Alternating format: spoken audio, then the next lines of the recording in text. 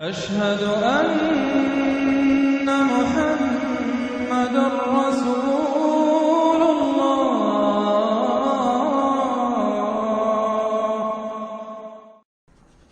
سورۃ الناس اب یہ آخری سورت ہے میرے نزدیک، یہ آخری گروپ جو ہے سورتوں کا جو سورہ ملک سے شروع ہوا ہے۔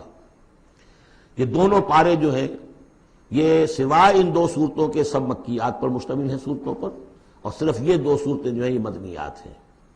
اور ریسیپروکل نوٹ کر لیجئے، پہلا گروپ جو تھا اس میں مکی صورت صرف ایک تھی، سورہ فاتحہ، اور مدنی صورتیں 6.25 پارے پر پھیلی ہوئی، سورہ بقرہ، آل عمران، نساء اور مائدہ۔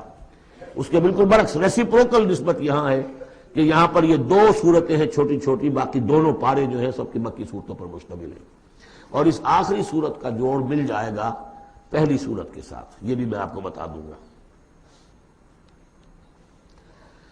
بسم اللہ الرحمن الرحیم، قل اعوذ برب الناس، کہیے کہ میں پناہ میں آتا ہوں جو تمام انسانوں کا رب ہے اس کی پناہ میں۔ ملک الناس، صرف رب ہی نہیں ہے، بادشاہ ہے، تمام انسانوں کا بادشاہ ہے۔ الہ الناس، تمام انسانوں کا معبود ہے۔ من شر الوسواس الخناس، اس وسوسہ کرنے والے خناس کی جو پیچھے چھپ جاتا ہے، الذی یوسوس فی صدور الناس، جو لوگوں کے سینوں میں وسوسہ اندازی کرتا ہے، اس کے شر سے پناہ مانگتا ہوں۔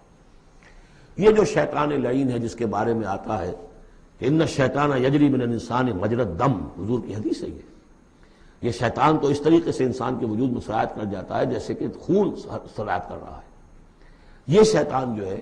اور یہ آپ وہ بھی پڑھ چکے ہیں، وَلَقَدْ خَلَقْنَا الْإِنسَانَ وَنَعْلَمُ مَا تُوَسْوِسُ بِهِ نَفْسُهُ، ہم نے انسان کو بنایا، ہم جانتے ہیں کہ اس کا نفس امارہ جو ہے، اڈ اور لبیڈو، اس کو اندر کیا وسوسہ اندازی کرتا رہتا ہے۔ تو شیطان کو بھی کوئی اور اختیار حاصل نہیں ہے، ہمارے اپنے سفلی داعیات، ہمارے جو اینیمل انسٹنکٹس ہیں، ہماری جو خواہشات ہیں، شہوات ہیں، ان کو وہ بھڑکاتا ہے، جس کے لیے حدیث میں آتا ہے کہ اس کی تھوتنی جو ہے وہ زمین جو وہ دل کے اوپر ٹکا کر پھونکے مارنی شروع کرتا ہے تاکہ وہ شہوت میں اشتعال پیدا ہو جائے اور سفلی جذبات میں اشتعال پیدا ہو جائے۔ اس کی اس کو اللہ تعالیٰ نے طاقت دی ہے۔ یہ ہے وسوسہ، وسواس الخناس۔ اور خناس کیوں کہا؟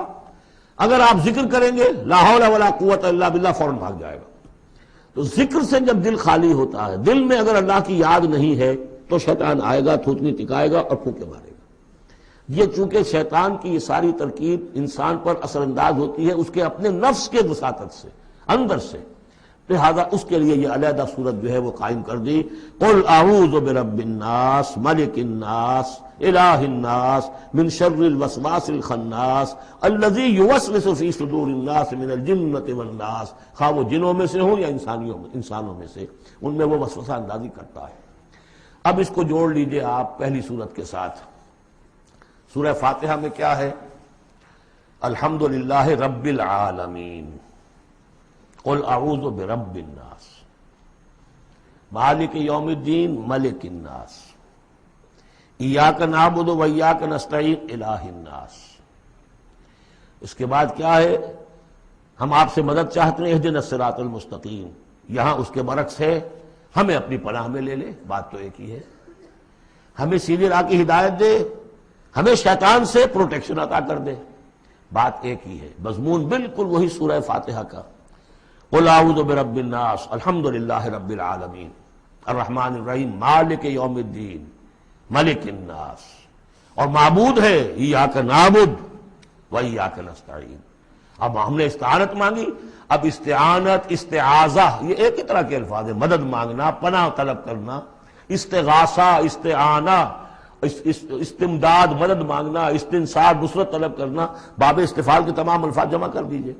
تو عبادت، ہم عبادت کرتے ہیں تیری، ایاک نعبد، لیکن ہمیں استعانت، تیری مدد چاہیے اس کے لیے، تو معبود ہے، ہم تیری عبادت کا فیصلہ کرتے ہیں لیکن تیری مدد کے محتاج ہیں۔ اے اللہ، ہم تیری عبادت کا وعدہ کرتے ہیں لیکن تیری طرف سے ہمیں پروٹیکشن چاہیے کہ شیطان کے وسوسوں سے، وسوسہ اندازی سے ہمیں محفوظ کر دے۔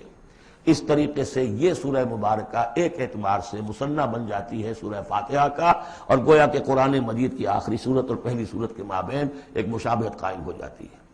बारकल्लाहु ली व लकुम फिल कुरानिल अज़ीम व नफ़अनी व इय्याकुम बिल आयाति व ज़िक्रिल